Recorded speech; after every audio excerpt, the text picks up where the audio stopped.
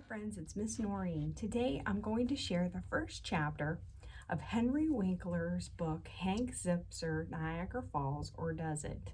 And this is a series, so you'll find the other books in the series here at the library. And this is a Grosset and Dunlap book.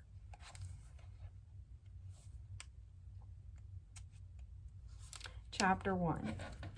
It started to buzz. I looked up. The loudspeaker above the door crackled and buzzed again. Then it started to shake. It was coming alive. "Hank Zipzer," the loudspeaker said. "Report to Principal Love's office at once." I put my hands over my ears and slid in my chair.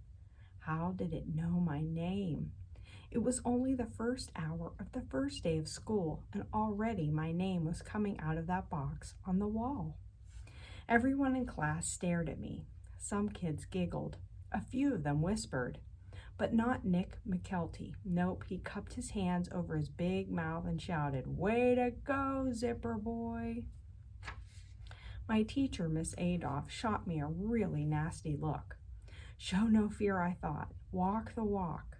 I stood up and strutted to the door like Shaquille O'Neal taking center court. Okay, so I wear a size 4 shoe, and he wears a 23. It's the attitude that counts.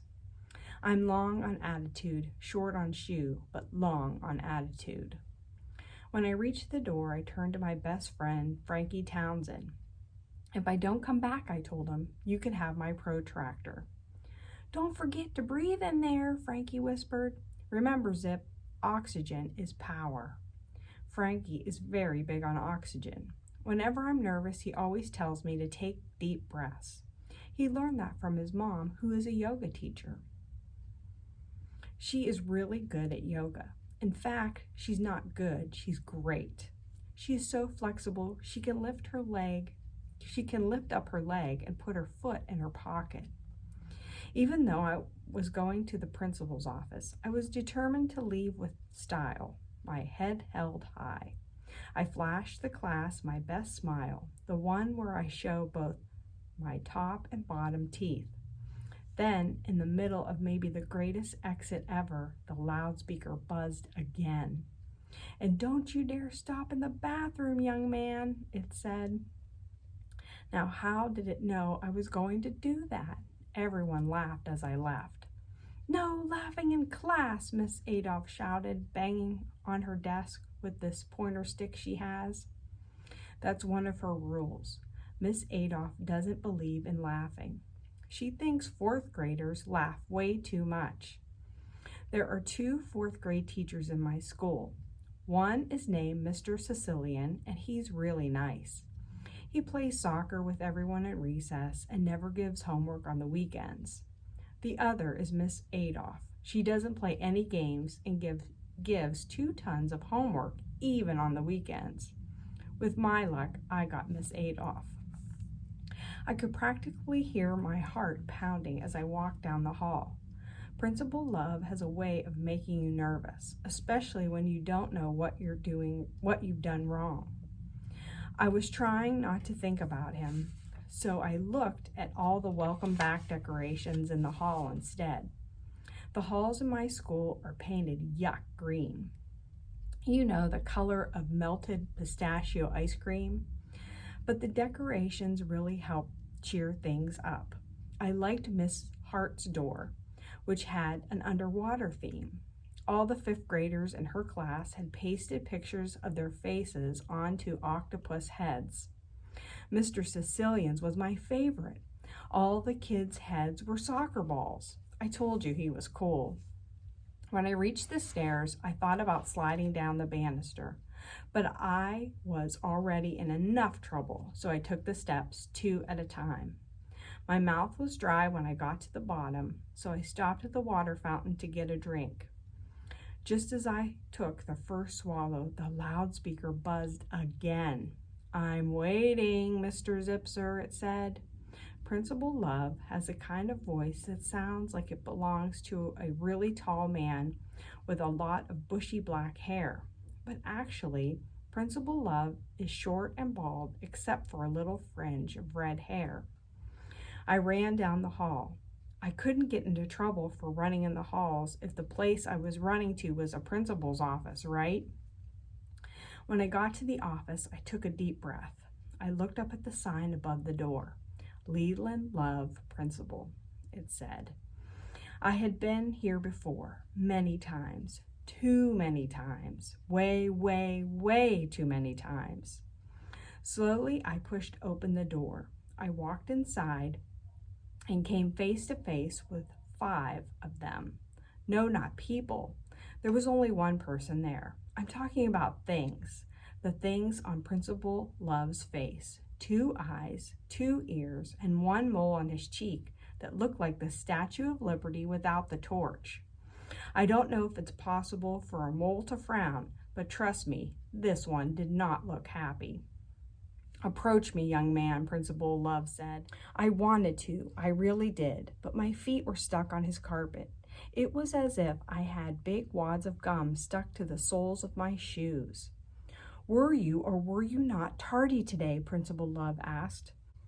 I didn't answer because I found that when Leland Love asks a question, he likes to answer it himself.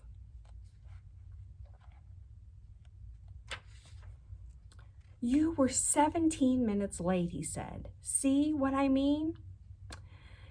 Did we not have this talk 30 times in 3rd grade, 15 times in 2nd grade, and I won't even refer to 1st grade? Principal Love's face twitched. It looked like the Statue of Liberty was doing a little dance. I tried not to laugh. That would have gotten me into even bigger trouble. We've had this talk many times, he answered himself. See, he did it again. I looked down at my feet, mostly to keep from staring at the Statue of Liberty mole.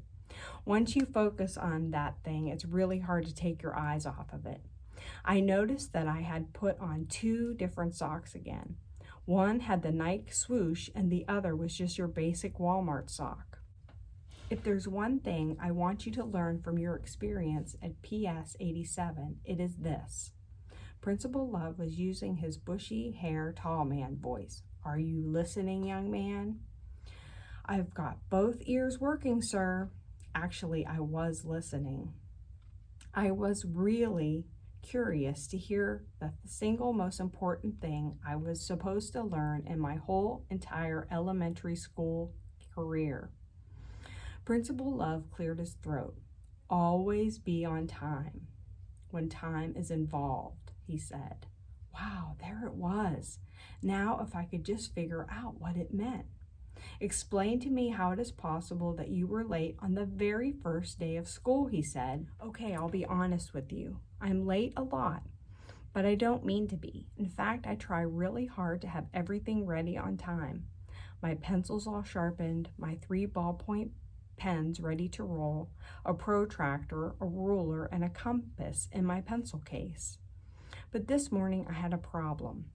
I'm pretty sure I remember putting my backpack on my desk chair before I went to bed. But somehow, and I don't have the exact reason for this, my backpack played hide and seek during the night, and this morning it took me 20 minutes to find it. It was in the coat closet by the front door, but try telling that to Leland Love. I'm waiting for an answer, said Principal Love. And all that squeaked out of me was, I can't explain it, sir. Well, then absorb this, he said, because I'm only going to say it once. Punctuality and the 4th grade go hand in hand. He paused and then said it again, just like I knew he would. Punctuality and the 4th grade go hand in hand. I'm not sure, but I think the Statue of Liberty on his face nodded in agreement. So that's the end of chapter 1. And again, the book is Hank Zipzer, Niagara Falls, or Does It? And it'll be available at the library. So come and look for it if you want to see what happens to Hank on his first day of school. Thanks for joining me.